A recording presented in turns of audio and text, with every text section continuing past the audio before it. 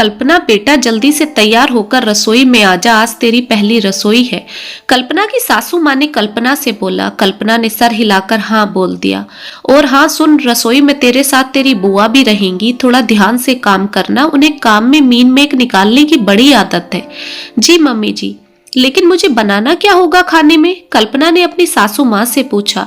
खीर और पूड़े बनाती है हमारे यहाँ नई बहू, पहली रसोई में। आते हैं तुझे खीर और पूड़े बनाने? हाँ जी मम्मी जी। कल्पना ने अपनी सास से हाँ तो बोल दिया, लेकिन पूड़े बनाने उसे कहाँ ही आते थे। कल्पना ने जल्दी से अपने घर फोन लगाया। हेलो पापा, और बता मेरी गुड़िया रानी ठीक है? अरे पापा कहाँ ही ठीक हूँ, जल्दी से बताओ पूड़े कैसे बनाते हैं। कल्पना के पापा ने जल्दी से कल्पना को पूड़े बनाने की रेसिपी बता दी। अपने पापा के बताए अनुसार कल्पना ने बड़े मुलायम पूड़े और स्वादिष्ट खीर बनाई। सभी रिश्तेदार कल्पना के बने व्यंजनों की तारीफ कर रहे थे। इतने मुलायम पूड़े बनाने किसने सिखाए कल्पना बेटा तुझे? कल्पना की बुआ सास ने कल्पना से पूछा। और कौन सिखाएगा दीदी, कल्पना की मम्मी ने ही बताया होगा। कल्पना की सास ने बात को काटते हुए बोला। कल्पना जल्दी से सर उठाकर अपनी सास से कुछ कहना चाहती थी, मगर कल्पना के पति विपिन ने गर्दन हिलाकर मना कर दिया। कल्पना अपने गुस्से को पीकर चुप बैठ गई। विपिन आपने मुझे कुछ बोलने क्यों नहीं दिया? मुझे मेरी मम्मी ने कुछ भी नहीं सिखाया। बालों की चोटी बनाने से लेकर खाना बनाने तक सब कुछ मुझे मेरे पापा ने ही सिखाया है। मेरी जिंदगी में मेरी मम्मी ने सिवाय लालच के मुझे कुछ भी नहीं दिया। कल्पना गुस्सा मत करो, मम्मी नहीं चाहती थी कि तुम्हारे घर की सच्चाई किसी को भी पता लगे, इसलिए मम्मी ने बात को संभालते हुए बोल दिया। विपिन की बात कल्पना की समझ में आ गई। अगले दिन पग फेरे की रस्म के लिए कल्पना और विपिन अपने पापा के घर आए। कल्पना की दादी और पापा ने बड़ी गर्मजोशी से अपनी बेटी और दामाद का स्वागत किया। सारा घर पकवानों की खुशबू से महक रहा था। कविता के पापा भाग भाग कर सारा खाना डाइनिंग टेबल पर लगा रहे थे।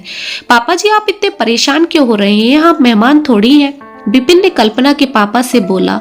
बेटा इतना कुछ मेहमानों के लिए मैं भी नहीं करता, मुझे पता है मेरे बच्चे आए इसलिए सब कुछ करने में अच्छा लग रहा है। कल्पना के पापा ने विपिन से बोला खाना खाकर बेटा तू दामाद जी को कमरे में ले जाना, थोड़ा आराम कर लेंगे, थक गए होंगे। कविता की दादी ने कविता से बोला। कविता और विपिन कमरे में जाकर आराम करने लगे। कल्पना एक बात पूछूं? हाँ जी पूछिए। तुम्हारी मम्मी के जाने के बाद तुम्हारे पापा ने दूसरी शादी क्यों नहीं की? विपिन सब लोग एक जैसे नहीं होते। मेरी माँ जब मुझे 2 साल की छोड़कर अपने प्रेमी के साथ भागी थी तब उसने मेरे बारे में नहीं सोचा, लेकिन मेरे पापा ने मेरे लिए दूसरी शादी नहीं की। बचपन से आज तक पापा ने मुझे मम्मी की कमी महसूस नहीं होने दी। तुम्हें नहीं लगता कि अब तुम्हारी जिम्मेदारी तुम्हारे पापा के सर से उतर गई है, अब तुम्हें अपने पापा के बारे में सोचने की जरूरत है? क्या मतलब है तुम्हारा विपिन? कल्पना तुम्हारी दादी के जाने के बाद तुम्हारे पापा बिल्कुल अकेले हो जाएंगे, उन्हें भी बुढ़ापे में किसी साथी की जरूरत होगी जिससे वे अपना अच्छा बुरा कह सके। तुम्हें नहीं लगता कि तुम्हें पापा की दूसरी शादी के बारे में सोचना चाहिए? लेकिन विपिन मेरे सोचने से क्या होता है, इसके लिए पापा की मर्जी भी तो होनी चाहिए। इतना प्यार करते हैं पापा तुम्हें, तुम जिद करोगी तो तुम्हारी खुशी के लिए जरूर मान जाएंगे। सही कहते हो विपिन, तुम अब एक बेटी लाएगी अपने पापा की दुल्हन। कल्पना ने खुशी से नाचते हुए बोला।